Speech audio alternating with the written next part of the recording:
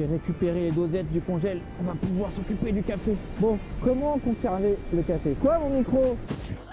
Alors, la conservation du café, ça consiste en quoi? Ça consiste en se dire que le café est un produit vivant, qui a différentes manières d'être conservé et qu'on doit trouver la plus adaptée à votre réalité. La première, la plus simple, est celle d'utiliser une boîte en plastique alimentaire. Si vous voulez le conserver de la meilleure des manières, ça reste de le mettre dans une étagère à l'abri de la lumière. Si, par la plus grande des chances, vous avez un réfrigérateur non humide, vous pouvez également le mettre dedans, ce sera très bien. Mais l'humidité agresse le café. Ensuite, nous avons la deuxième possibilité qui est le paquet de café. Alors comme vous pouvez le voir ici, il a été joyeusement torréfié par Fève Café, mais surtout, il contient une valve à 4 trous. En fait, cette valve, elle va dégager l'oxygène et les gaz présents de la torréfaction sans que quelque chose rentre dedans. Également, les sachets de café sont en aluminium à des fins hermétiques pour éviter les différences de température entre l'intérieur et l'extérieur. Merci au commercial de Fève qui n'oublie jamais de nous rappeler la bonne qualité de leurs sachets. Enfin,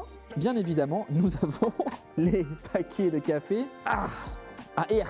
Alors qu'est-ce qui se passe là-dedans? On peut mettre n'importe quel café, hop, on va venir de la même manière que dans ce sachet extraire l'air, sauf que là, il ne se passera absolument plus rien.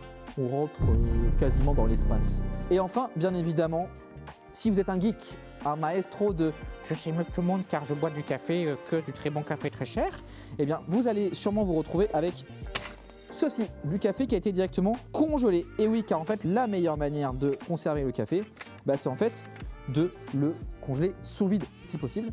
Pourquoi? Parce qu'en fait, en faisant ça, on peut se créer une véritable cave à café, comme les caves à cigares ou les caves à vin, où le café ne va pas se détériorer, car généralement, après 3 mois, il a perdu beaucoup de ses qualités organoleptiques, ça veut dire le goût tout simplement. Voilà, vous avez 4 manières de conserver le café, de la plus simple à la plus connue, à la plus, selon moi, efficace et accessible, à la plus geek. Merci d'avoir regardé cet épisode, et n'oubliez pas, bien conserver votre café, c'est bien conserver vos bonnes matinées. À bientôt, et n'oubliez pas de vous abonner.